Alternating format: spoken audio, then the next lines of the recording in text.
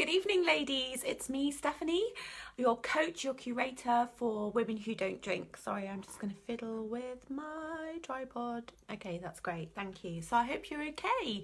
Facebook Live on Thursday, 7:30. Usually happens this time, regularly, mostly. Sometimes I pop in at different times.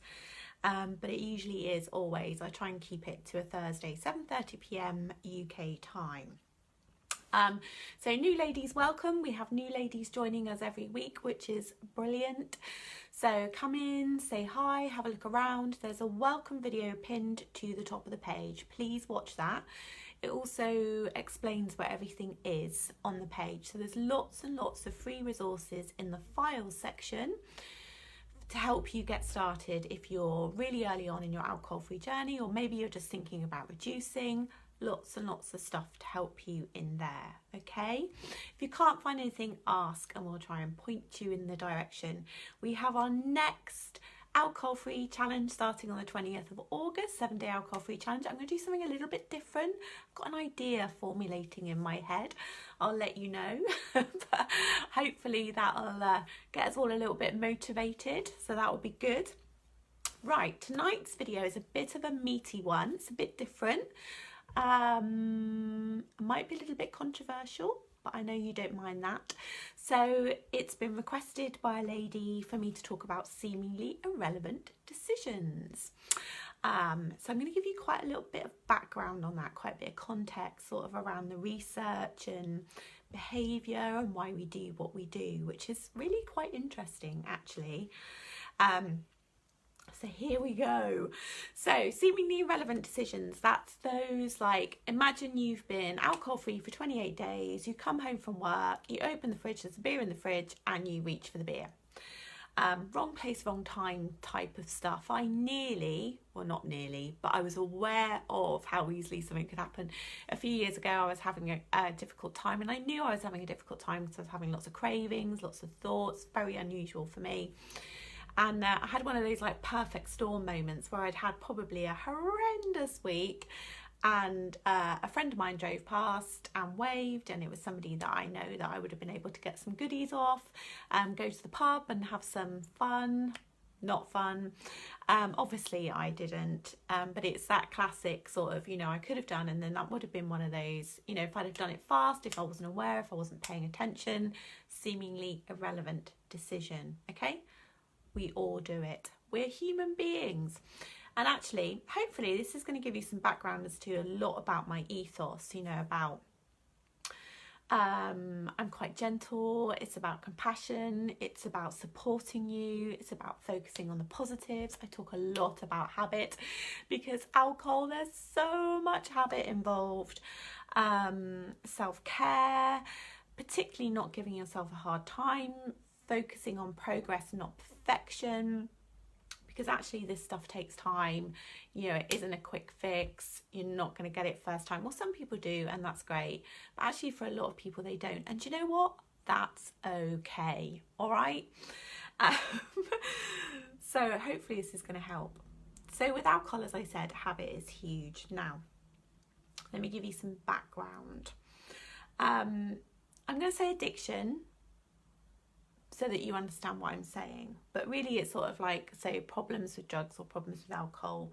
I think some people do have an addiction, but I think a lot of people just get into trouble with stuff. And also that it's complex, there's lots of different, what you'll see is there's lots of different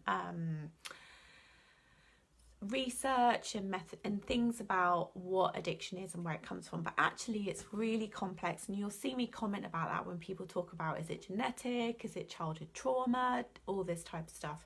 It's way more complex than that. I'm not saying that it isn't about that. For some people it will be. For some people it will be about your personality, it will be about your upbringing. Actually, I don't agree. It is, but with alcohol, I think it's so much bigger than that. I'm going to explain now. There's so much behind what we do. So with alcohol, okay, it's legal and it's everywhere. Now, it's been legal for a long time, and it has been pervasive in our society for a long time as well. ever since I can remember. So I'm 49. As a teenager, alcohol was readily available. You know, it was in the drinks cupboard at home, it was in shops, people drank, you know, it's just one of those things. It was everywhere. So you grow up seeing your parents drink, whether they drink responsibly or whether they're drinking too much. You know, as a child, you're probably not really aware of that. It's in shops, there are adverts, you know, the labels look nice, it's in bars, it's in restaurants. And we have lived through a time, probably 50s, 60s maybe, we have lived through a time where alcohol is very visually there in our society. It is changing now, but only just. So we have lived through this social period of time, and then probably even more in the 80s actually, so probably sort of 60s, 70s, and then 80s, you know, alcohol was like, you know, that's when, you know, you were probably going out for lunch with work and you were drinking, so alcohol was very, very available, okay? So do not underestimate how hugely socially accepted alcohol is. I mean, just massive. When you think of alcohol in terms of the context of drugs, and you know that I do that, so I don't just talk about alcohol, and I know we say alcohol and drugs, but we shouldn't. We should just say drugs. And you know, my training is drugs as well, so then you see where alcohol sits in that, which I think is really useful. So when we think about alcohol in the context of drugs, when you think about other drugs, so when you think about cannabis and LSD and E, and I know they're all slightly different and they have their all slight different sort of subcultures and rituals and stuff with them. But let's take LSD because that's the extreme. So acid, mushrooms, you know, any sort of psychotropic substance. Most of the time, there is a preparation, there is a ritual, there is a planning involved. So, and even actually a long time ago, there would have been about this with cannabis and E, you know, definitely in the 80s, even 90s actually, you know, where people planned out their drug use. So they would allot a period of time, they've probably done some research, maybe there's a group, you know, maybe there's an older person in the group. So particularly with acid, they're talking about, you know, choosing the setting, making sure that the timing works for everyone, making sure that there is a recovery period. So they're considering the environment, you know, people are thinking about their mood, and they're preparing, and then maybe they're even taking time off. So like, you know, maybe in the 80s, if you went partying and you took E, or I don't know, went to rock concerts in the 70s, you know, there was a preparation around this with drug use. Now think about that when we think about alcohol. It's not really like that, is that? So I'm not saying people don't get into trouble with drugs, they do, but it's a lot less, okay? Now, so loads more people drink because it's socially acceptable, it's legal, and it's everywhere. There are smaller numbers of people taking drugs. I know that's changing a lot with cannabis now, and more people are taking recreational drugs, but still in the terms of context, it's not on the same level. And so there's just a really different way of doing this, and we don't consider it. Imagine if our social, you know, if our social way of being was to do the same with alcohol. So alcohol is a drug and it sits with the other drugs, and people are aware of its effects, and they think, oh yes, and this weekend I'm going to take alcohol because there's a celebration and it's going to make me feel that way, so I'm going to take some time off, and actually I'm going to restrict my using, you know, so it's planned and well thought out. Just imagine if people did that instead of, you know, the same way as they do with other substances like LSD and things like that. It's quite funny to think of it in that way. Okay, so because alcohol is the norm and it's socially accepted, and we're just not considering it in that way. So I want you to think about this in the context of alcohol. So in terms of, you know, our using and why we get into trouble with stuff, and there's many reasons, okay? So we need to consider our personality. We do, you know, are we the sort of person that finds it easy to, you know, we're pleasure seekers. If we like something, we want to do more of it. It's about being honest with yourself, isn't it? So I love food, for instance. And I am a pleasure seeker. So I know I'm a pleasure seeker. So for me, I have to make sure that I seek out things that give me pleasure, that are good for me. So for instance, you know that I love to dance and I love music. You know, it doesn't matter if I listen to music every day, that's okay. It doesn't matter if I dance every day, that's okay. But it's not okay if I use a substance every day. That's not okay for me, okay? So sort of, it's thinking about your personality, but it's also thinking about, you know, where you live, your environment, how you feel, the consequences of, you know, what are the consequences of your drinking, things like that. Okay, so, okay, we've talked about alcohol being everywhere, we've talked about, right. It's really easy for us to get into trouble with alcohol, as I'm sure you're aware. And I think a lot of that, and there's been some research done on this, so a lot of this is about research around seemingly irrelevant decisions.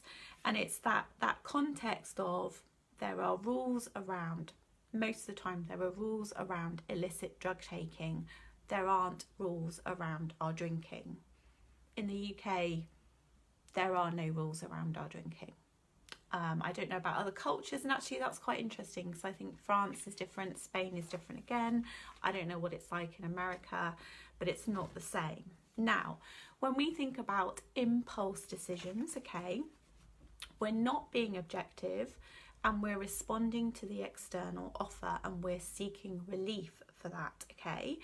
So, in terms of this, it's being aware. So, all right, we're aware that alcohol is everywhere, that there's a lot of habit, that there's a lot of visual stuff, that we have lived through a time where alcohol is very present in our society.